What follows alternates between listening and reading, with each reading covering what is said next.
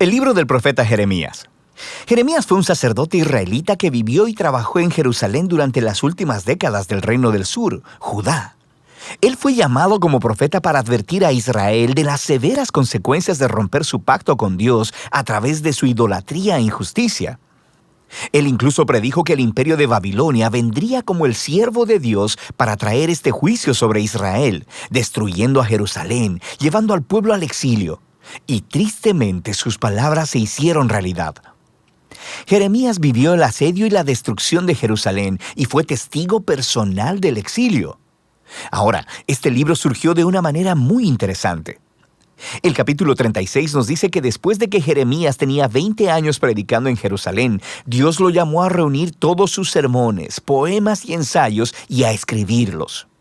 Lo cual Jeremías hizo empleando a un escriba llamado Baruch, quien escribió y compiló todo este material en un rollo. Ahora, Baruch también reunió muchas historias acerca de Jeremías y luego unió todas las piezas. Así que esta es la razón por la que el libro se lee como una antología, como una colección de colecciones. Todo ha sido ordenado para presentar a este profeta como un mensajero de la justicia y de la gracia de Dios. Así que el libro comienza con Dios llamando a Jeremías a ser un profeta, y se le da una doble vocación. Él será profeta a Israel, pero también a las naciones, y sus palabras arrancarán y derribarán, pero también edificarán y plantarán. En otras palabras, él acusará a Israel y le advertirá acerca del juicio venidero de Dios, pero también tiene un mensaje de esperanza para el futuro. Ahora, esta introducción resume perfectamente la primera gran sección, los capítulos del 1 al 24. Es una colección de los escritos de Jeremías antes del exilio. Y la idea central aquí es que Israel ha quebrantado el pacto con Dios y violado todos los términos del acuerdo que hicieron, el cual está escrito en la Torá. Y de muchas maneras, ellos adoptaron la adoración a toda clase de dioses cananeos, edificando santuarios a ídolos por toda la tierra.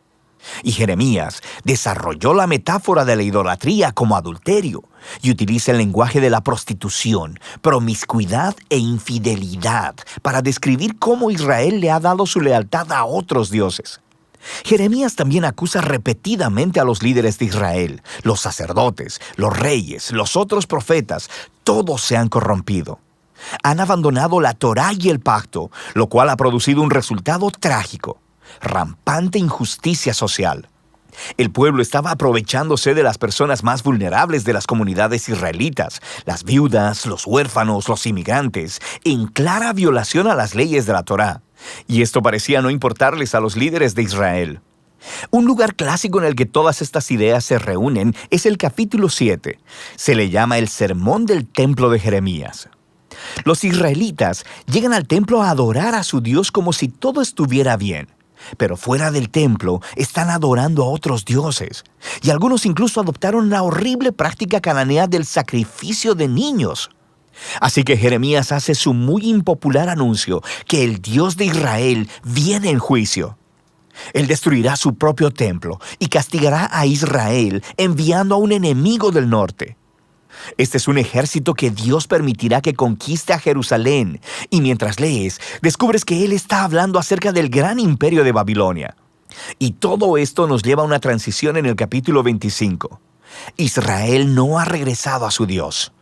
Así que en el primer año del nuevo rey de Babilonia, Nabucodonosor, Dios le dice a Jeremías que anuncie que los ejércitos babilonios están en camino a Israel y a todos sus vecinos para conquistarlos y llevarlos al exilio durante 70 años.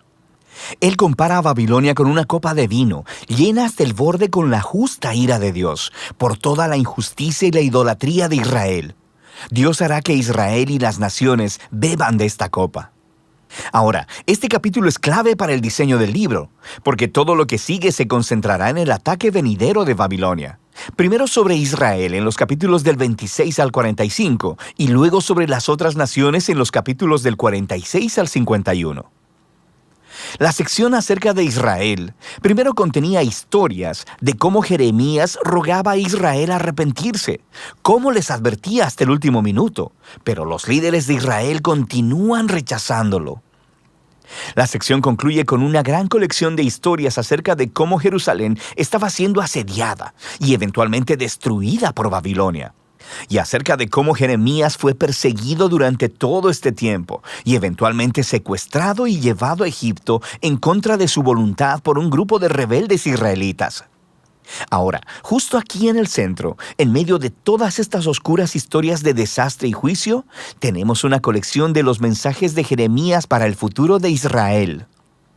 Él retoma la predicción de Moisés, que después de que Israel hubiera quebrantado el pacto y llevado al exilio, lee Deuteronomio 30, Dios no abandonaría a su pueblo. Más bien, Él renovaría su pacto con ellos y transformaría sus corazones. Jeremías desarrolla esta promesa y dice que Dios un día escribiría las leyes de la Torá, no en piedra, sino en los corazones de su pueblo. Él sanará su rebelión para que ellos puedan un día verdaderamente amarlo y seguirlo completamente. Así que un día Israel regresará de vuelta a la tierra y el Mesías del linaje de David vendrá. Y en ese momento todas las naciones reconocerán al Dios de Israel como el Dios verdadero. Así que estos capítulos están mostrando que a pesar de la apostasía de Israel, Dios no permitirá que el pecado de Israel tenga la última palabra. Más bien, su propia fidelidad traerá el cumplimiento de sus promesas a pesar de todo. Después de esto encontramos una gran colección de poemas acerca de cómo Dios usará a Babilonia para juzgar a las naciones alrededor de Israel. Egipto, Filistea, Moab, Edom, Amón, Damasco, Hazor. Pero luego, sorprendentemente, los poemas más largos se reservan para el final y son acerca del juicio venidero de Dios sobre Babilonia misma. Así que aunque Dios utilizó a esta nación para ejecutar su justicia, Dios no aprueba su violencia e idolatría. Así que Babilonia también estará bajo el estándar de la justicia de Dios. De manera que Jeremías denuncia también el orgullo y la injusticia de esta nación. Ahora, en estos poemas Babilonia es enorme y nos recuerda la imagen de Babilonia atrás en el capítulo 11 de Génesis. Babilonia se ha convertido en la nación rebelde arquetípica.